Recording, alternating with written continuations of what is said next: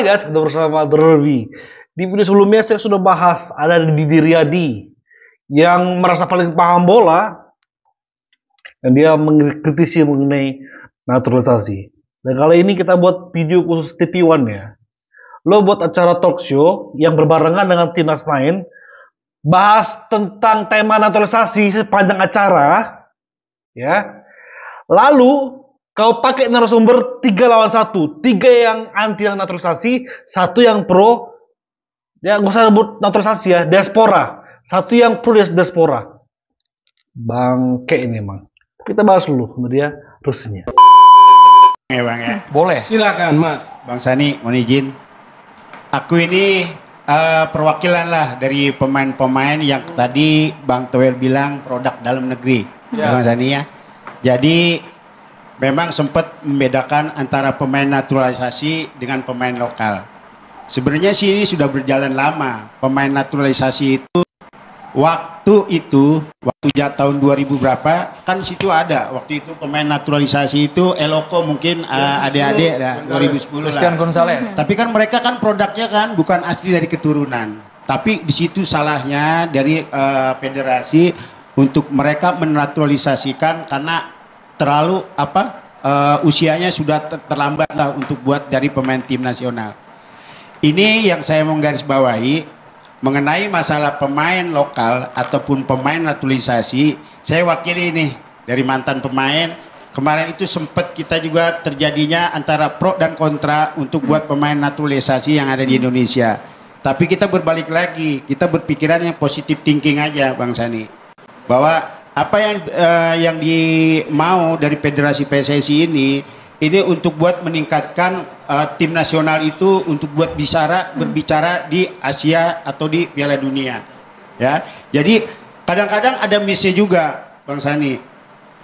Kita dari pemain lokal tadi sudah ada bilang formasi yang sekarang yang bakal melawan Bahrain itu 92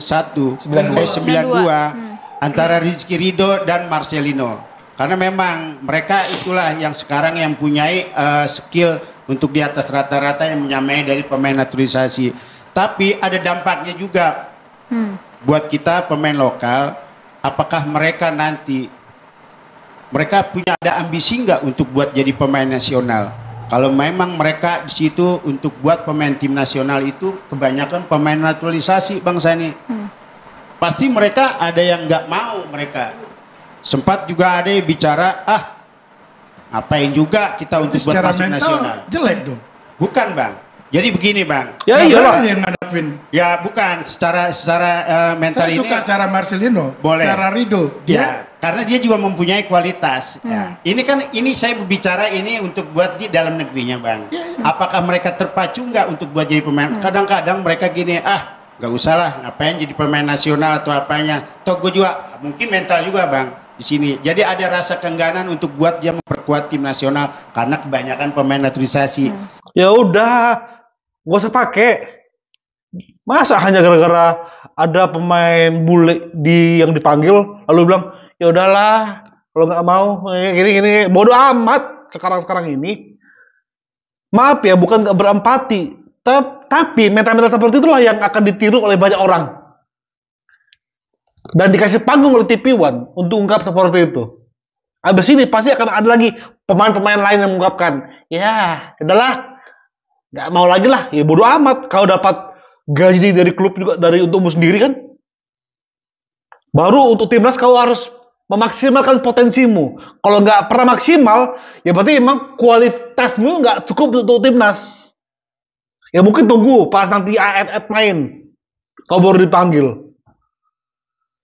Ini harus diubah. Sudah lama kita ngasih waktu untuk main lokal ini, ya, untuk ngasih terbaik buat negeri. Di ASEAN aja nggak pernah juara loh. Di ASEAN, AFF, udah lama nggak juara. Mau ngomong apa kita? Ini udah tingkat dunia. Lalu kami mau pakai kalian semua. Kita respect banget sama pemain yang mau fight ya. Rizky Ridho. Aku merinding waktu dia ngomong setelah pertandingan. Gila. Bagi dia, main gak main tetap yang terbaik. Ih gila itu. Gila.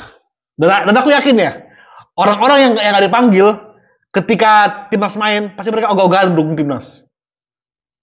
Kalau timnas kalah, tuh kan, makan tuh main naturalisasi, makan tuh. Kalau timnas menang, sok mendukung. Sekarang saya tanya, sampai kapan Bang pemain naturalisasi ini di stop gitu loh? Apakah ada nanti 2 tim nasional Indonesia dengan pemain-pemain naturalisasi semua? Kan gitu. Boleh dijawab? Silakan. Yang atur naturalisasi boleh tidak, bukan PSSI. FIFA. Kalau anggotanya tidak mau ngikutin, boleh. Kalau mau ngikutin, silakan. Nah gini, saya mau nambahin sedikit dan mau Pakai 3 lawan 1 nih gue. Aman. Kami sama Bapak 3-3. mau menyangka sedikit. 3-on-3. Makanya begini. Tenang. Kami ada di pihak Bapak. TV One. Kita nggak tahu apa motif TV One dan petingginya ini ya, di balik ini ya. Selalu merongrong PSSI, selalu merongrong timnas. Sebelum pertandingan, ini masih pertandingan mungkin nih. Ya, detik sekian nih timnas main dan dikasih panggung loh sama mereka untuk bahas 3 lawan 1. Konteksnya apa? Naturalisasi. Secara konseptual, dari awal saya tidak pernah mengatakan benar atau salah Karena bahwa aturannya ada. diizinkan secara aturan dari Ya, segi ya, aturan naturalisasi itu diperbolehkan. Saya kan tadi di awal ada big question mark. Yes. Mau sampai kapan begini terus? Saya jawab boleh nggak sekarang? Nanti dulu. Tadi disampaikan juga oleh Kang Emang ini Nurhalim jatah gitu. siapa? Bung Deddy silakan lanjut dulu. Karena begini,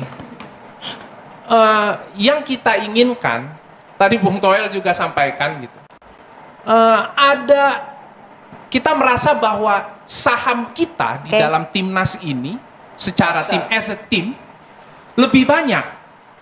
Kan tadi di awal disampaikan, lawan Australia komposisi 10-1, hari ini 9-2, ya sudahlah, ini sudah berjalan, pertandingannya sudah bergulir. The show must go on. Ya udah, sekarang gas aja gitu. Tapi ini kan artinya warning sebenarnya. Dan tadi menanggapi juga statementnya pelatih Bahrain.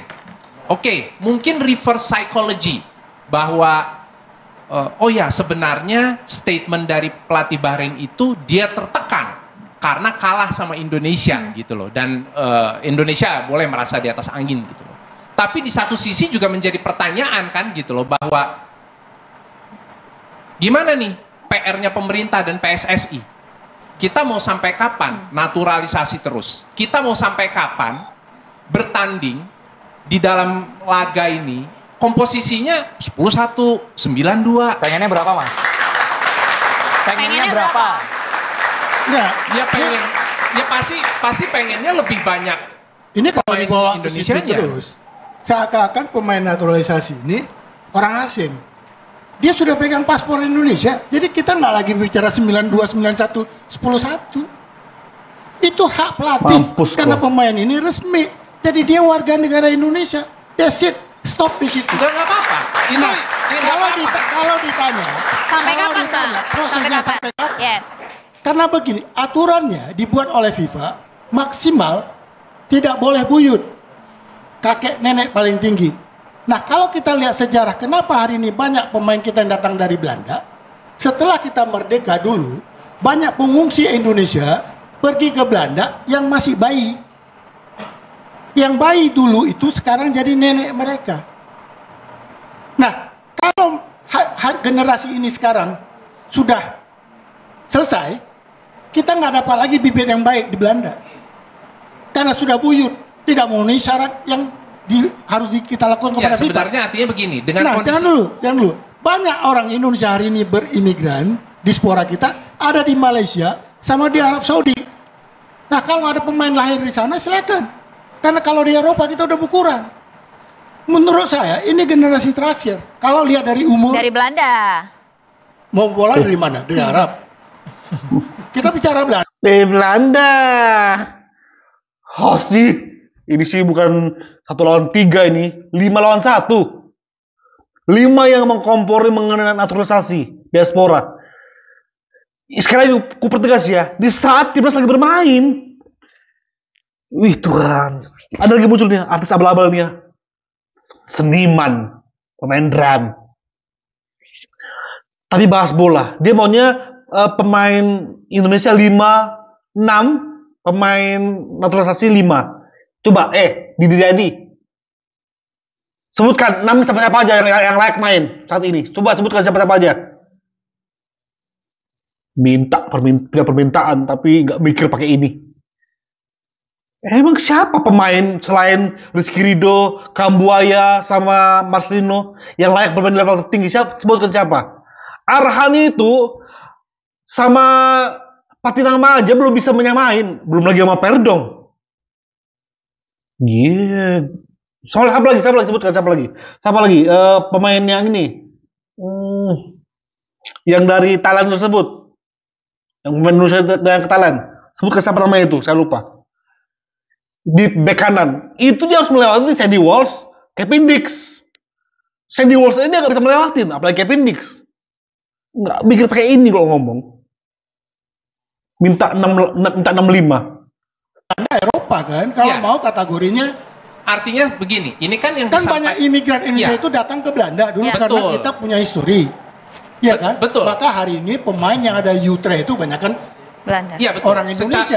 Kalau kita lihat secara fakta seperti apa yang disampaikan, ini kan artinya bahwa sebenarnya, ayo pemerintah kita gimana nih, PSSI gimana? Apakah sepak bola Indonesia dianggap penting nggak keberadaannya? Kan gitu. Ini kan faktanya kan tadi begitu. Kita untuk bisa berkompetisi, kita melakukan akselerasi, ada naturalisasi yang kita main gitu loh. Tapi komposisinya 10-1, 9-2. Nggak ada, saya tidak pernah. Maroko posisi berapa di dunia? Saya nggak ini. Nggak tahu. Nggak. Gitu nggak tahu kan? Kau FOMO. Najis banget sih ada seniman kayak gini. Semua pemain starter dia juara 4 dunia itu orang Eropa. Anak Maroko lahir di Eropa. Iya, tapi 75% pemain dia itu orang Eropa. Iya, lahir di Eropa. Kalau itu sih nggak soal. Kalau kita bicara dunia sepak bola dan lain-lain, kalau kita bicara dunia sepak bola, saya bicara memang hari kita mau main ini. lokal terus. Kalau kita bicara Liga 1 boleh. Gantian boleh nggak? Nggak apa-apa. Kita bicara internasional. Timnas.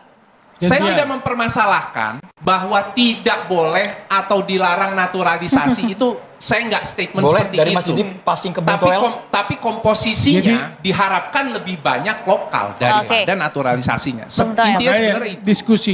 Itu kan najis banget sih Didi Riyadi. Ya Tuhan. Malu kali lah kau bahas bola di depan umum secara live. Kau bilang, kenapa? Sampai kapan? Dijawab. Tenang aja, ini akan jadi generasi terakhir. Baru aku bilang, nggak jadi soal, bodo amat dengan hal itu. Kau harus peduli dengan itu, Didi Riyadi. Ini masalahnya mau main Piala Dunia, mau nggak kau? Kalau kau mau main ke Piala Dunia, ya mohon maaf, kualitas pemain lokal belum nyampe level itu. AFF nggak juara loh, aduh Tuhan, takutnya semua hasil sama artis ini. Kau tuh gak paham, udah main drama aja kau. Gak perlu bahas bola-bola gini. Ngaku kau pecinta bola. Timnas Maroko kayaknya gak tahu kau peringkat keberapa. Mungkin kau tanya, kemarin yang Piala Dunia peringkat keberapa? Mungkin kau gak tahu, gak langsung cepet jawabnya. Mungkin harus Google dulu. FOMO kau, tapi kau hanya pengen nebeng di acara live. Sebegitu nganggurkahnya kau, Didi Riyadi? Malulah. Bahas mau 6 pemain lokal, 5 pemain diaspora. Sekali lagi Bang Mako. Sekarang kau buatkan listmu. 6 itu siapa aja coba. 6 pemain yang layak main di timnas siapa aja coba. Gila, ini 5 lawan 1 guys. Asli TV One buat acara yang lagi bersamaan bertandingnya timnas, dibuat tema ini sampai menit ke 30 lebih nanti nih. Membahas naturalisasi, bukan mengenai ini. Hajar Bahrain di GBK, bukan. Bukan. Mereka udah tahu bahwa apa yang dikatakan oleh pelatih Bahrain itu adalah ingin memecah konsentrasi.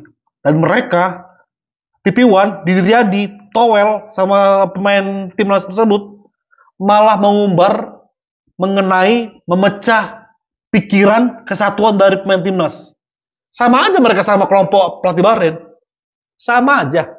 Tujuan mereka yang ingin mengacaukan pikiran persatuan dari pemain timnas dengan membahas tema ini. Naturalisasi atau boleh atau tidak. Itu kan najis banget aku asli. Kita akan menyaksikan, menampilkan banyak yang senang, happy ketika timnas menang. Kita akan up di video selanjutnya. Thank you. Bye-bye.